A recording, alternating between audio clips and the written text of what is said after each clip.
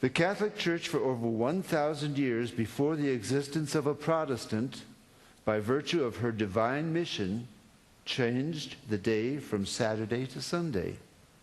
The Catholic Mirror, September 23rd, 1893. Question: which is the Sabbath day? Answer: Saturday is the Sabbath day. Question: why do we observe Sunday instead of Saturday?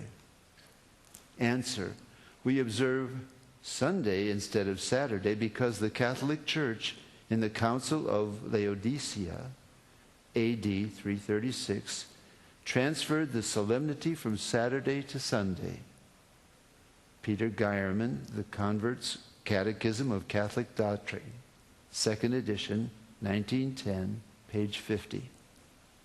Question: have you any other way of proving that the Church has power to institute festivals of precept? Answer: had she not such power, she could not have done that in which all modern religionists agree with her. She could not have substituted the observance of Sunday, the first day of the week, for the observance of Saturday, the seventh day, a change for which there is no scriptural authority. Stephen Keenan, A Doctrinal Catechism, page 174. There is but one church on the face of the earth which has the power, or claims power, to make laws binding on the conscience, binding before God, binding under penalty of hellfire. For instance, the institution of Sunday. What right has any other church to keep this day? You answer by virtue of the third commandment.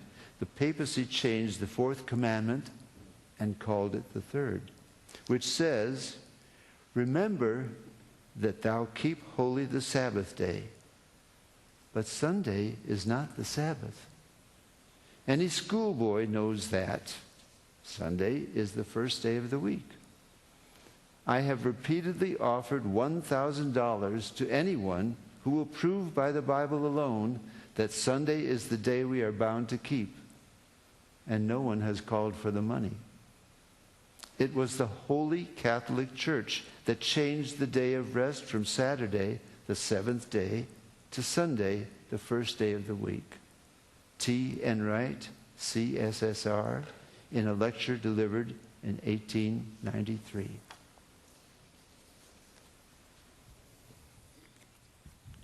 Thank you, Bishop. Baada ya kutazama video hiyo, Bwana akubariki sana. Sasa Roma imesema yenyewe katika taarifa hiyo ya kwamba wao ndio wamebadilisha sheria ya Bwana. Sabato ya Bwana ilibadilishwa mwaka wa 321 AD na wakaanzisha ibada ya jua. Na tumeona Danieli akatuandikia naye ataazimu, yani atafikiria kubadilisha majira na sheria. Ni kweli ya kwamba historia ya dunia ilipofika kipindi hicho, tukaona jinsi ambavyo sheria ya Bwana imebadilishwa. Na unapoangalia kitabu hiki kinachojulikana kama Catechism, amri ya ibada hapa kwenye kitabu hiki ni ya tatu. Baada hawana moja, tayari wameondoa ya pili. Na unaposoma ukurasa wa 102 Catechism ndogo hii, Roma wanasema what is meant by observing a day of rest. Ni nini maana ya kuitunza siku ya kupumzika? Hawa wanaita hivyo. Alafu wanasema to observe a day of rest means to refrain from activities that hinder worship of God and the relaxation of mind and body. Wamepata. Lakini swali, je, wanaitunza sabato jinsi ambavyo Biblia imesema? La hasha. Sasa angalia, wanasema ndiyo amri ya tatu, lakini Biblia inasema ni amri ya 4.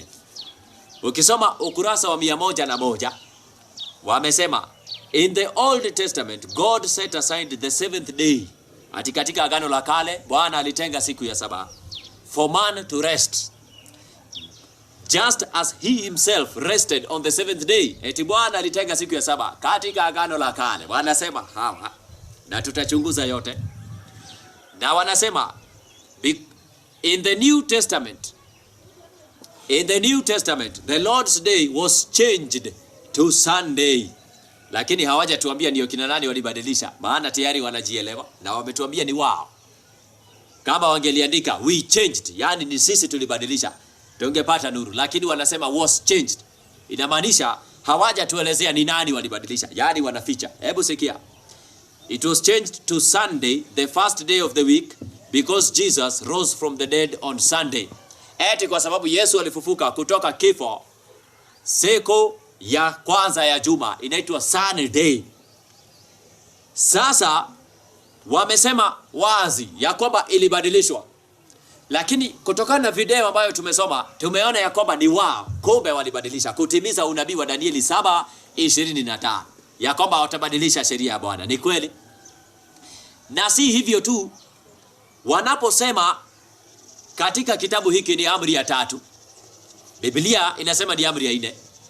Na kama siku ya Sunday ni siku ya ibada, kwa nini watu hawaitunzi jioni hata jioni? Hebu tuangalie Biblia inasema aje. Mambo ya Walawi sura yake ni 23. Mambo ya Walawi sura ya 23 mstari wa 32. Hebu sikia, Sabato inaanza lini? Maandiko yako wazi. Biblia inasema wakati wa jioni, tangu jioni hata jioni mtaishika hiyo Sabato. Sabato inaanza jioni hata jioni. Na ukisoma hiyo Mambo ya Lawi sura ya 23 mstari wake ni wa 3, Mungu anasema mtafanya kazi siku 6, lakini siku ya 7 ni Sabato ya kustarehe kabisa, kusanyiko takatifu. Hapa ndio tunapata amri ya ibada, maana ni ya 4. Lakini Roma ikaleta amri ya karibu, amri isiyo na kujikana nafsi. Ni amri ambayo watu hawaizingatii. Unaenda ibada masaa 2, unaenda saa 1, unarejea katika biashara zako na kazi zako kama jinsi ulivyokuwa unafanya. Angalia, amri ya 4 bado inasalia. Ikumbuke siku ya Sabato. Sabato si siku nyingine yoyote, bali ni siku ya 7. Naposema siku ya 7, ni kweli wengi wanauliza tutajuaje siku ya 7?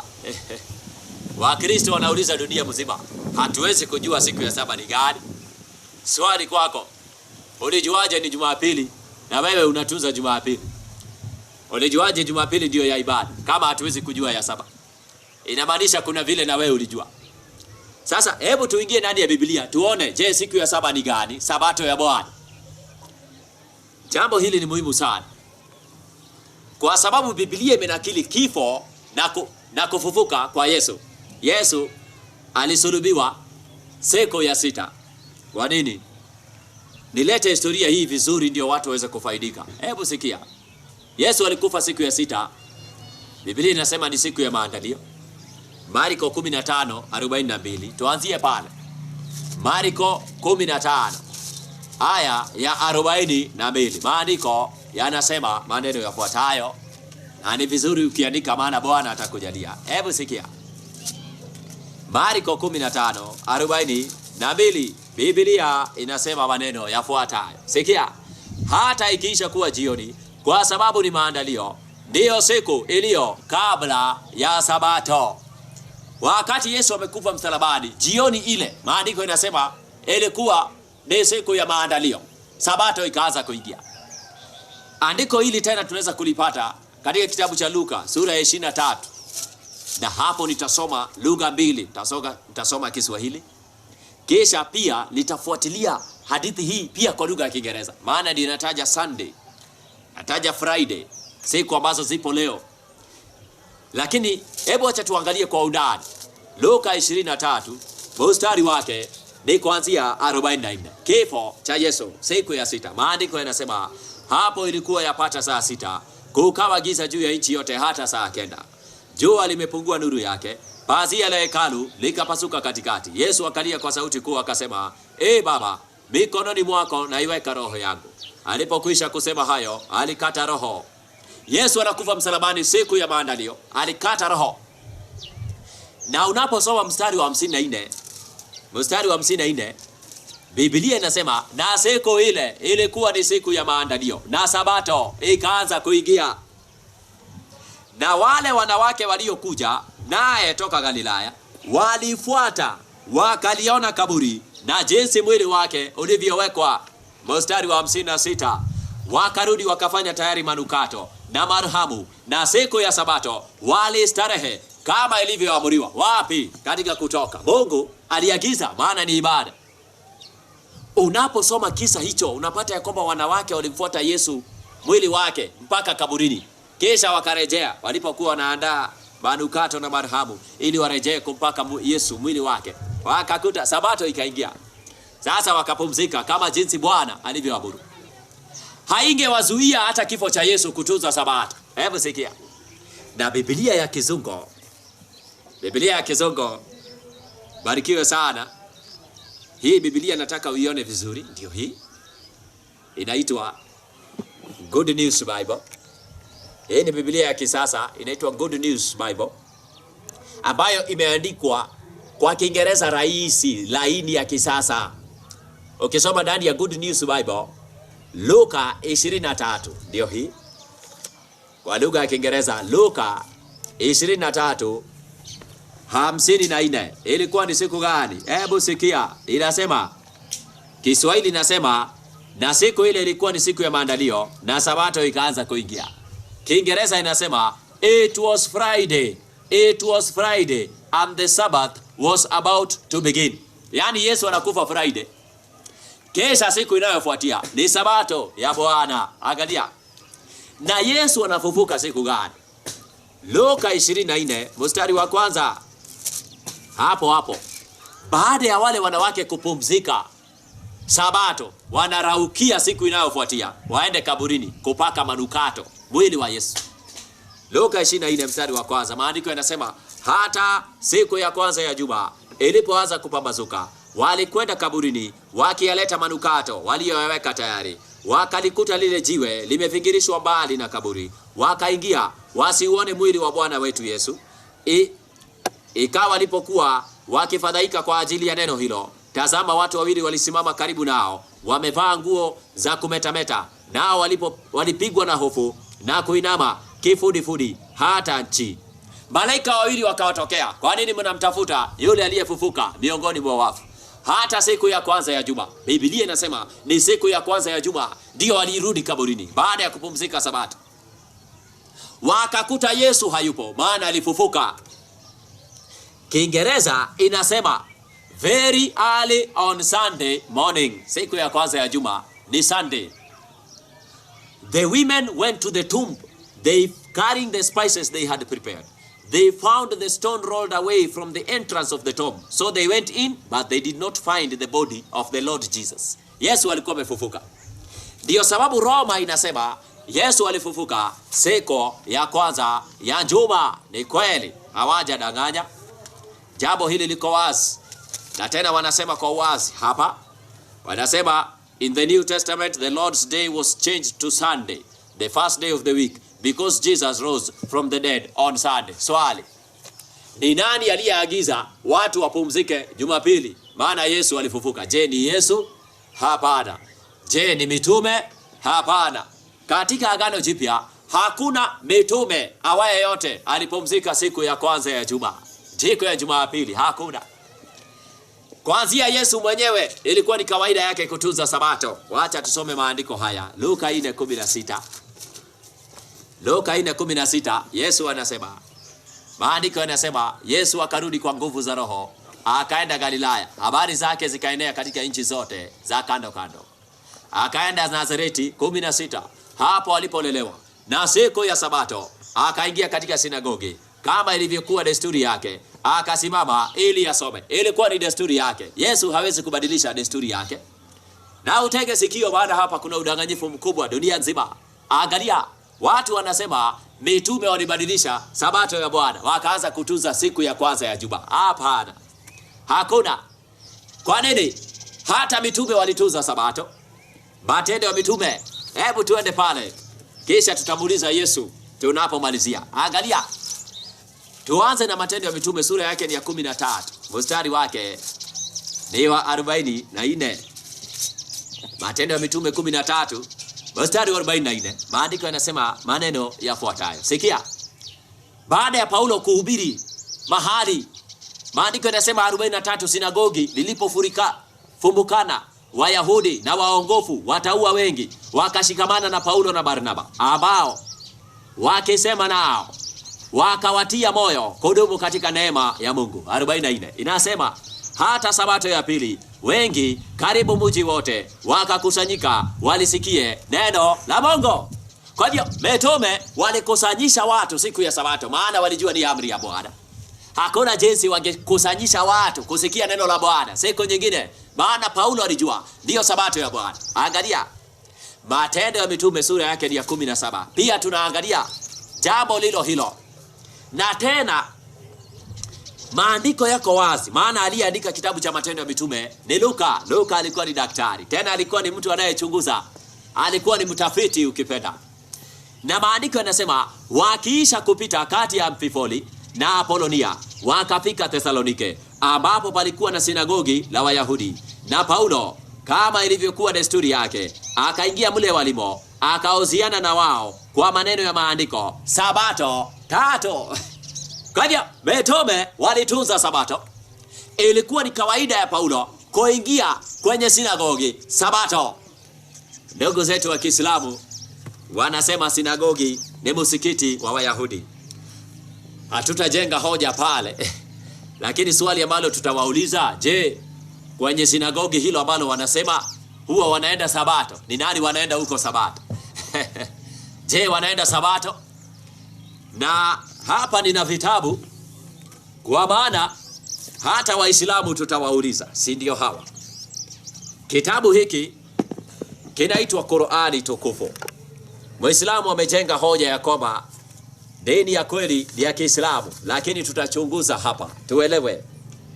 Kitabu kinaitwa Qur'ani tukufu. Ni kitabu kinachotumika na Waislamu, ndicho hiki. Maana wanasema ya kwamba sinagogi ni msikiti wa Wayahudi, basi watu walikuwa ni Waislamu.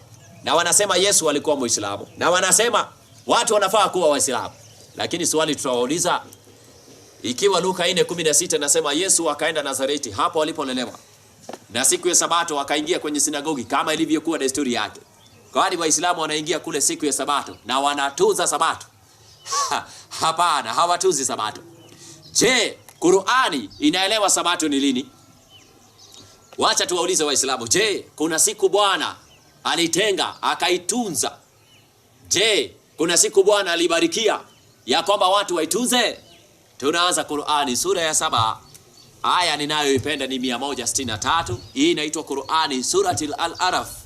Unapofika sura ya 7 ndani ya Qur'ani aya 163, Qur'ani inaandika habari za mji wa Galilaya.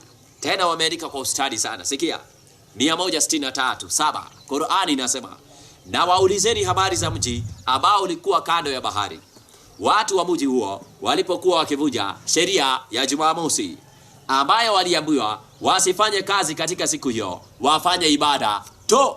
Mungu alisema ibada ifanyike. Lakini shida ya dunia ni kwamba watu wanadhania sabato ilipeanwa Wayahudi. La hasha. Biblia haifundishi hivyo. Hebu tufunge Qur'ani kidogo niwaonyeshe ndani ya maandiko. Je, Biblia inafundisha sabato ni ya Myahudi ama sabato ni ya wanadamu duniani? Marko 2:27. Marko 2:27. Marko 2:27. Yesu akawaambia sabato ilifanyika kwa ajili ya mwanadamu, si Myahudi.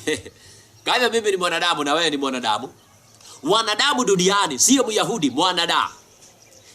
Na si mwanadamu kwa ajili ya sabato. Basi mwana wa Adamu ndiye bwana wa sabato pia. Kwa hivyo wapendwa, sabato ilifanyika kwa ajili ya mwanadamu. Baada ya siku 6 za kazi, mwanadamu anapumzika na kumkumbuka muumba wake, akimwabudu, maana hiyo ni amri ya 4.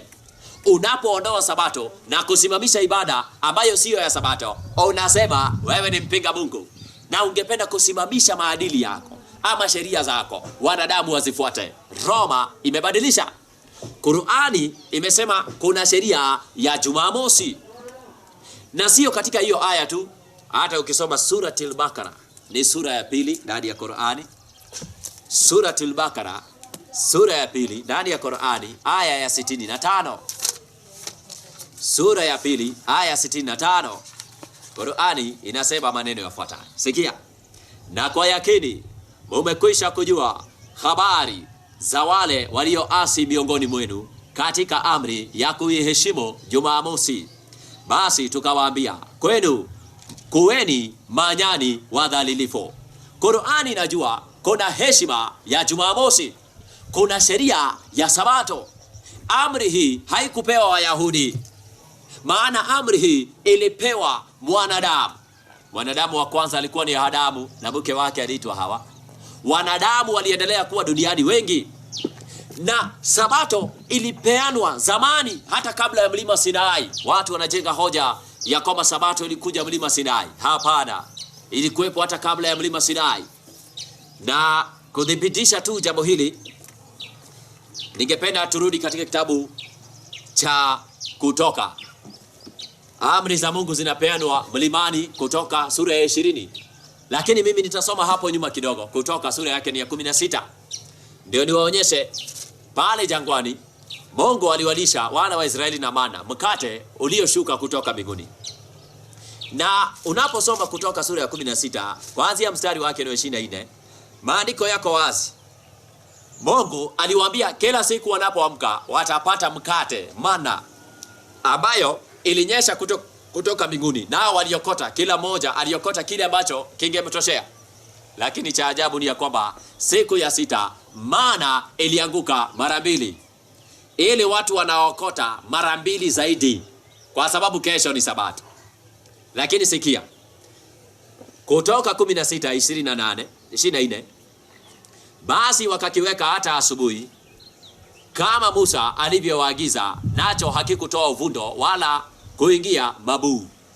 Wakati waliweka mana hadi asubuhi, maandiko inasema kila siku mtu aliokota kilichomtoshea, na alipojaribu kukiweka hata kesho yake kiliharibika.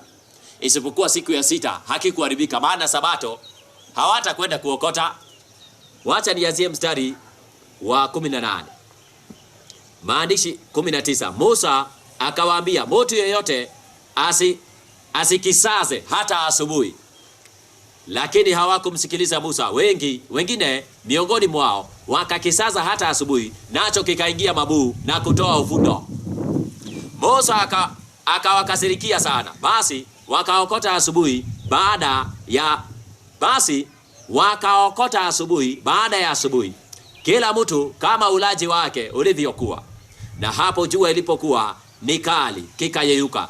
Basi ikawa siku ya 6 wakaokota kile chakula sehemu maradufu, kila mtu pishi 2. Na wazee wote wa mkutano wakaenda kumwambia Musa. Akawaambia, wale wazee wakaenda kuripoti kwa Musa, watu wanaokota zaidi, sikitaharibika. Hiyo ilikuwa ni siku ya 6. Maana siku za kawaida kama ungeokota nyingi kingeharibika, maana pia kesho lazima kingeshuka. Kwa hivyo okota cha leo, kesho kuna kingine. Na Yesu alitumia mada hii katika ombi lake, maana alitufundisha tunapomwomba Baba, tupe leo mkate wetu wa kila siku. Mambo ya kesho ni ya Bwana. Lakini ilipofika siku ya 6, maandiko yanasema wazi ya kwamba waliokota maradufu. Hapo ndio nataka tuweze kuona mada hii. Na Biblia inasema walipopeleka ripoti kwa Musa, akawaambia, ndilo neno aliloninena Bwana, kesho ni starehe takatifu, Sabato takatifu kwa Bwana. Okeni mtakachooka na kutokosa mtakachotokosa, na hicho kitakachowasalia jiwekeni kilindwe hata asubuhi. Basi wakakiweka hata asubuhi kama Musa alivyoagiza, nacho hakikutoa uvundo wala kuingia mabuu. Musa akasema, haya, kuleni hiki leo, kwa kuwa leo ni Sabato ya Bwana. Leo hamtakiona nje barani. Sabato hakikuwamwagika, maana siku ya 6 kilimwagika mara 2. Bwana akakilinda, hakikuoza. Tunapokuja kwenye Agano Jipya, Yohana sura yake ya 6, Yesu anawaambia watu, mimi ndimi mkate wa uzima, mimi ndimi chakula kinachotoka mbinguni. Hiyo ni Yohana 6:35 hadi 38. Hebu nisome pale ndio tuweze kuelewa Sabato ya Bwana. Yohana 6:35 hadi 38. Hebu sikia, fuata pamoja nami. Yohana 6:35 hadi 38. Maandiko yanasema yanasema Yesu akawaambia, mimi ndimi chakula cha uzima, mimi ndimi mkate wa uzima. Yeye ajaye kwangu hataona njaa kabisa, naye aniaminie hataona kiu kamwe. Lakini naliwaambia ya kwamba mumeniona wala hamuamini. Maandiko yanasema Yesu akasema mimi ndimi chakula. Na unapoanzia mstari wake ni wa 29, Yesu akajibu akawaambia, hii ndiyo kazi ya Mungu, mumwamini yeye aliyetumwa na yeye. Wakamwambia, unafanya ishara gani basi ili tuone tukuamini? Unatenda kazi gani? Baba zetu walilila mana jangwani. 31, kama vile ilivyoandikwa, aliwapa chakula cha mbinguni ili wale. Yesu akasema 32, amin amin nawaambieni, siye Musa aliyewapa chakula kile cha mbinguni, bali Baba yangu anawapa ninyi chakula kile kitokacho mbinguni. Kwa maana chakula cha Mungu ni kile kishukacho kutoka mbinguni na kuupa ulimwengu mzima. Basi wakamwambia, Bwana, siku zote utupe chakula hiki. Yesu akawaambia, mimi ndimi chakula cha uzima. Yaani mkate ulioanguka pale jangwani ulikuwa ni mfano wa Kristo anayekuja duniani. Tunapompokea Kristo, tunapokea mkate wa mbingu kwa njia ya imani. Kristo anakuwa sehemu ya maisha yetu. Kristo alitaka kuwafundisha wana wa Israeli jangwani hivyo. Kwa hivyo tega sikio. Yesu anakufa siku ya 6. Na Yesu anapokufa siku ya 6, mwili wake haukuoza hata kaburini. Mwili wake ukahifadhiwa na uweza wa Mungu. Akafufuka siku ya kwanza ya juma. Inaashiria jinsi maana ilivyolindwa na Mungu siku ya 6. Kwa hivyo siku ya Sabato ni siku inayofuata siku ya 6. Mwanadamu aliumbwa siku ya 6. Baada ya kuanguka dhambini, Kristo anakuja kumkomboa siku hiyo hiyo ya 6. Ukombozi wetu nakamilika siku ya 6 saa 9 kamili. Yohana 19:30, maandiko inasema Yesu akalia kwa sauti kuu akasema, imekwisha. Siku ya 6, ukombozi wa mwanadamu. Sabato ni ishara ya ukombozi. Watu wamekataa Sabato, lakini Mungu ni wa ajabu. Mfano, hebu tazama video hii. Huyu ni mchungaji anaitwa Pastor Lai. Pastor Lai ni mhubiri hapa Kenya, amejulikana na watu wote. Ako na kanisa kubwa pale Mombasa, linaitwa which did not come from God. Sunday worship is of the devil. If you didn't know, read my lips. I'm telling you the truth. I'm not a prophet of doom. I'm a prophet of God. I'm telling you, this thing about Sunday is what has weakened the church more than all the demons, more than every Satan, more than all the witches. Sunday worship is the greatest witchcraft of the church. Never was it started by God. Read your Bible. Never. The church, when it was born, did not meet on Sunday.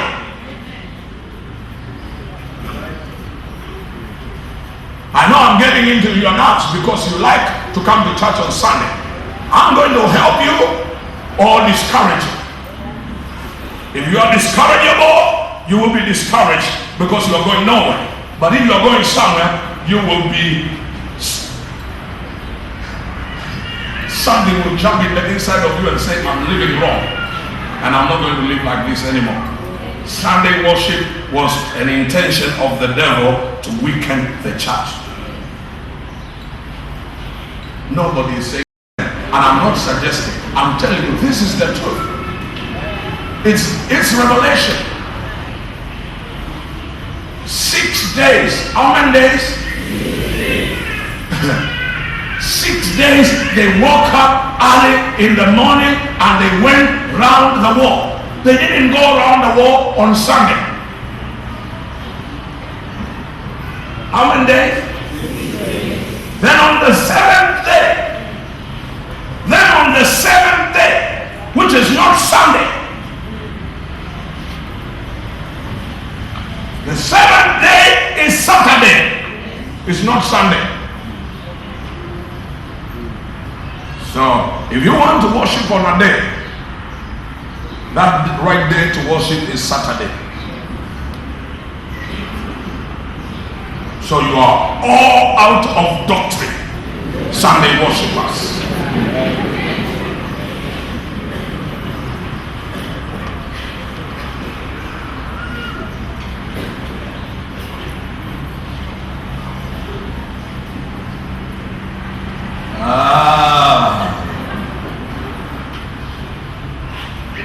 Seventh-day brothers will be very happy with me today, because this is going on air.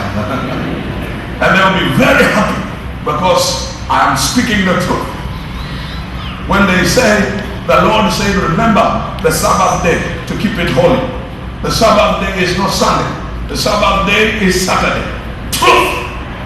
You don't like it, you just don't like the truth. But that's the truth. Hiyo ni video ya ajabu sana iliyonaswa hapa Kenya, na bila shaka lazima tuweze kuelewa jinsi ambavyo alisema ya kwamba ibada ya jua ilikuwa ni mpango wa shetani, ajenda za shetani mbinguni. Alisema, nami nitaketi juu ya mlima wa mkutano wa Bwana katika pande za kaskazini. Alitaka kuabudiwa, nami nitafanana na yeye aliye juu.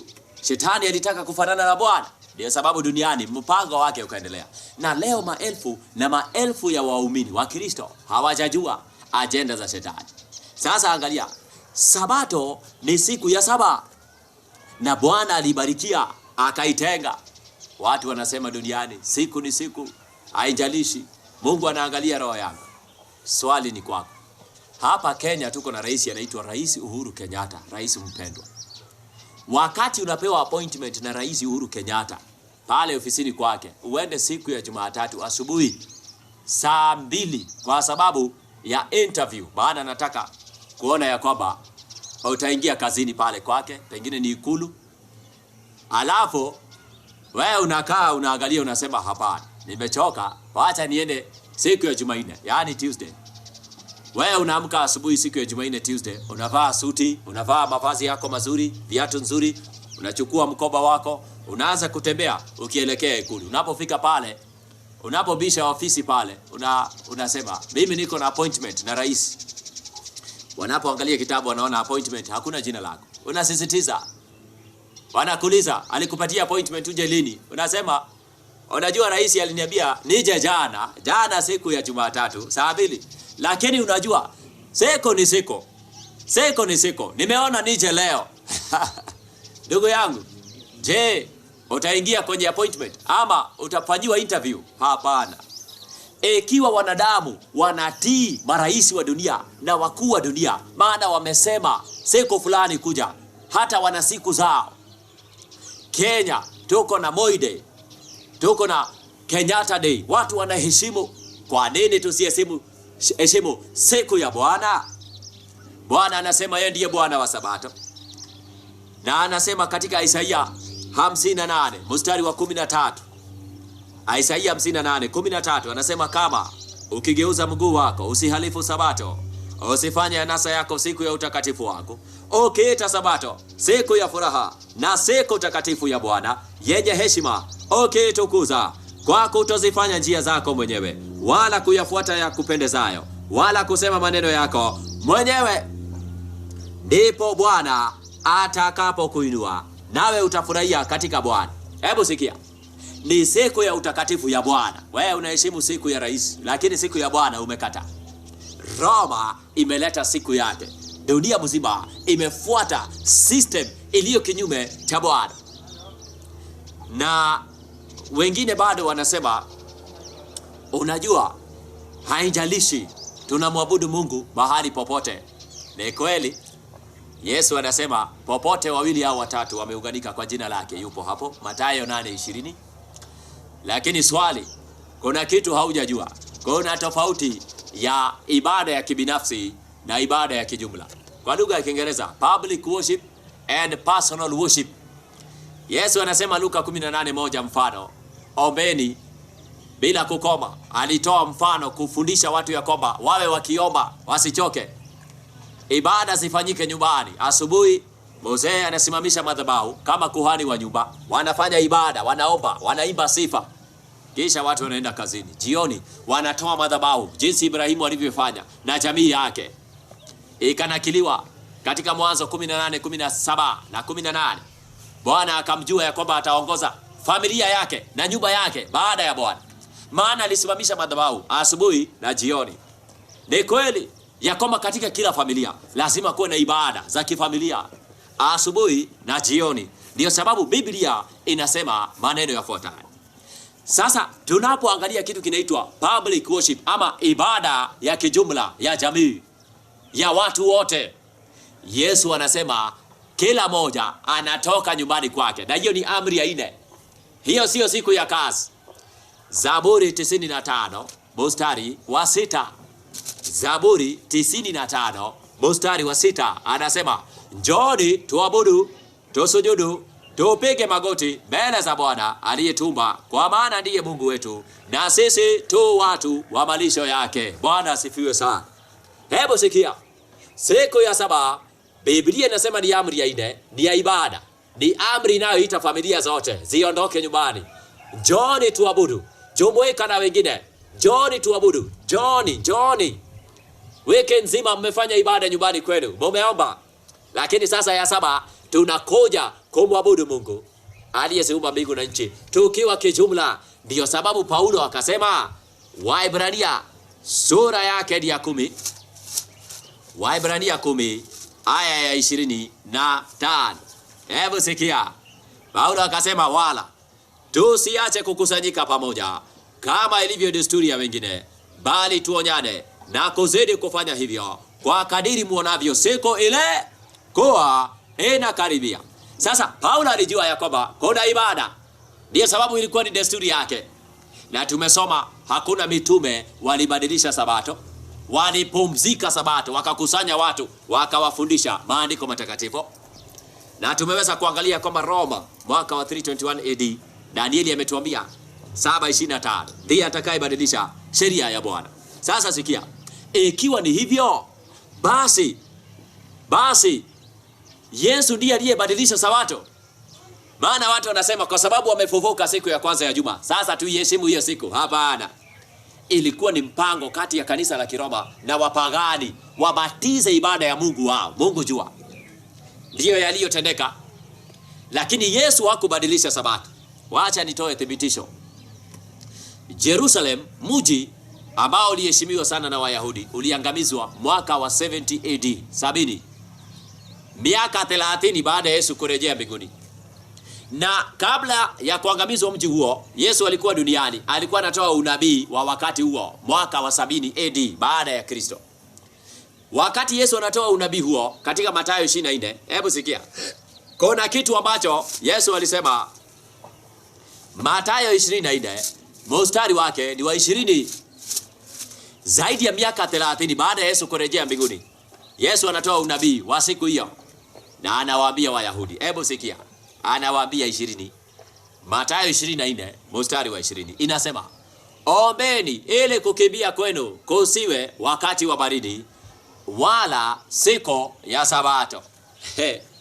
Sasa swali, ikiwa Yesu alibadilisha Sabato, kwa nini anajua zaidi ya miaka 30 baada ya kwenda mbinguni, anajua ya kwamba Sabato itazidi kutunzwa? Si angewaambia wala isiwe siku ya kwanza ya juma? Hapana, Yesu hakuhusika katika kubadilisha Sabato ya Bwana. Na hata ile siku Yesu anafufuka asubuhi mapema, Biblia inasema ni siku ya kwanza ya juma. Nisome mafungu mawili pale, nitie mkazo pale, alafu ndio turejee katika kitabu cha Ufunuo sura ya 17. Tuangalie shetani amefaulu kiasi kigani. Hebu sikia. Wakati Biblia inasema Yesu alifufuka, ni kweli ilikuwa ni siku ya kwanza ya juma. Na nitasoma Mathayo sura ya 28. Mathayo sura ya 28 mstari wa kwanza. Na Biblia imeandika maneno yafuatayo. Na utege sikio, Bwana akubariki sana. Hebu sikia. Hata Sabato ilipokwisha, ikipambazuka siku ya kwanza ya juma, Mariamu Magdalene na Mariamu wa pili walikwenda kulitazama kaburi. Na tazama, palikuwa na tetemeko kubwa la nchi, kwa sababu malaika wa Bwana alishuka kutoka mbinguni, akaja akalidhingirisha lile jiwe, akalikalia, na sura yake ilikuwa kama umeme. Biblia inasema baada ya Sabato ikipambazuka siku ya kwanza ya juma. Biblia ya Kiingereza inasema maneno yafuatayo, maana tunadhibitisha sehemu zote. Mathayo 28 mstari wake ni wa kwanza. Inasema Kiingereza, after the Sabbath, baada ya Sabato, as Sunday morning was dawning. Ikipambazuka siku ya kwanza ya juma. Kwa hivyo siku ya kwanza ya juma ni siku ya Jumapili, Sunday. ndiyo siku ya kwanza ya juma. Sasa sikia, kitu ambacho kinanishangaza ni ya kwamba unapoangalia Ufunuo sura ya 17, Yohana anapomwangalia huyu mwanamke, kuna mambo kadhaa anamuona akiwa nayo. Kwanza anasema na mwanamke yule, mstari wa 4, alikuwa amevikwa nguo ya rangi ya zambarau na nyekundu, amepambwa kwa kito cha thamani na lulu, naye alikuwa na kikombe cha dhahabu mkononi mwake kilichojawa na machukizo na machafu ya washarati wake. Kikombe chake tutazungumzia katika sehemu ya 3. Lakini sikia, na katika kipaji cha uso wake alikuwa na jina limeandikwa la siri. Yohana alipoangalia kipaji cha uso cha mwanamke huyo, akaangalia jina la siri. Tutalizungumzia katika sehemu ya 3. Jina gani? Babeli mkuu, mama wa makaba na machukizo ya nchi. Alafu mstari wa 6 inasema, nikamwona yule mwanamke amelewa kwa damu ya watakatifu na kwa damu ya mashahidi wa Yesu. Serikali ya Roma imetesa Wakristo wengi dunia hii kipindi cha zama za giza, Dark Ages, kuanzia mwaka wa 538 AD, wakati ambapo walikaa Roma baada ya kubadilisha sheria za Bwana na kuleta mafundisho ya wanadamu, mpaka mwaka wa 1798, 1798. Ukifanya hesabu yako ni miaka 1260. Inaitwa the Dark Ages, yani zama za giza. Dunia iliingia gizani. Wale mabishop wa Roma wakachukua Biblia mikononi mwa washiriki na wakaanza kuwapatia kanuni za kanisa, mafundisho ya wanadamu. Watu wanasoma, unajifundisha mafundisho ya wanadamu. Biblia inasema tusome neno la Mungu, lakini wao wanasema wacha tujifundishe jinsi kanisa inavyosema, sio Biblia. Zama za giza, Wakristo waliteseka, waliuawa wengi. Ndio sababu Danieli akaandika katika Danieli sura yake ya 7 mstari wa 25 kuhusu serikali ndogo ya pembe mdogo. Akasema, naye atawadhoofisha watakatifu wake aliye juu, naye ataazimu kubadili majira na sheria, nao watatiwa mikononi mwake kwa wakati na nyakati 2.5 ya wakati.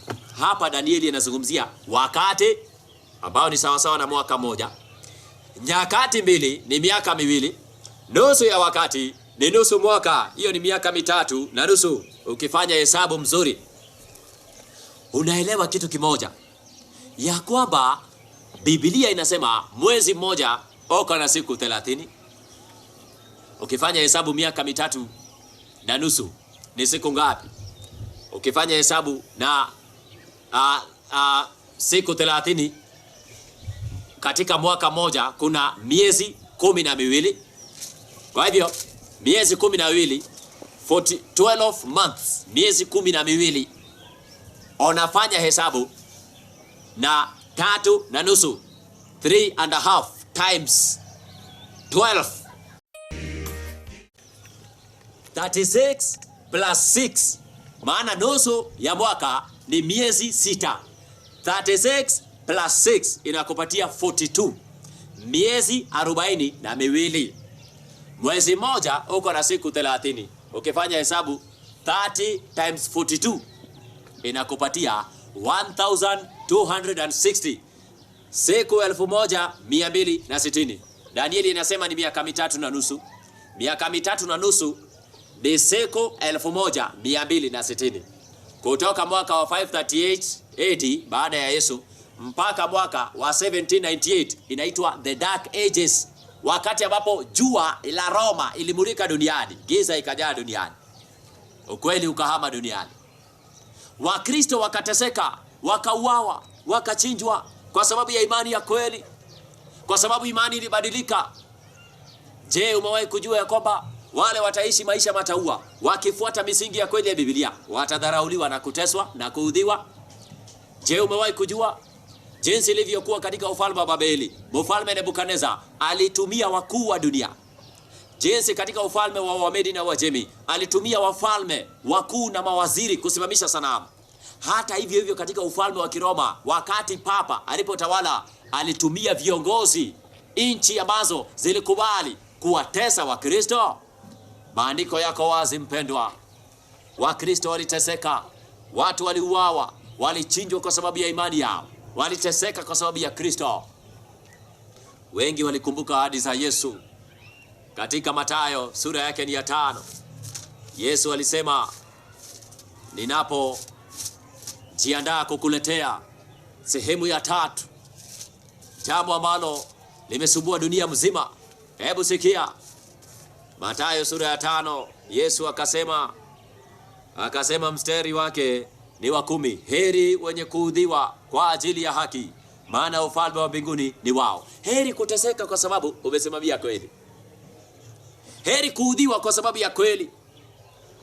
Heri kuteseka kwa sababu ya Kristo. Wakateswa, mwanamke akalewa. Mwaka wa 2000, dunia ilipokuwa inaingia katika miaka ya millennium 2000, Papa John Paulo wa pili alisimama na akatangazia dunia, na tena akasema, tunaomba dunia mzima itusamehe sisi kama kanisa kwa sababu ya dhambi tulizotenda miaka ya zamani. Watu waliteseka na kuchinjwa. Wale ambao walikataa kumwabudu Papa kama Mungu, walikataa kuabudu Mariamu na kuitisha msamaha kupitia mwanadamu kanisani. Wale walikataa kuabudu siku ya kwanza ya jua. Wale walikataa mafundisho ya wanadamu, walikimbia wakatorokea milimani. Watu waliteseka. Dunia ikaingia kipindi cha ajabu. Mpendwa, ningependa niweze kuomba na nikualike katika sehemu ya 3, maana mwanamke huyu ameonekana akiwa na kikombe cha dhahabu kilichojawa na machafu na machukizo ya washarati wake. Dunia mzima imeelewa.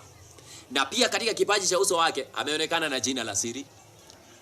Ninakualika tuweze kuzungumzia jambo hili kwa undani ili watu waelewe kweli.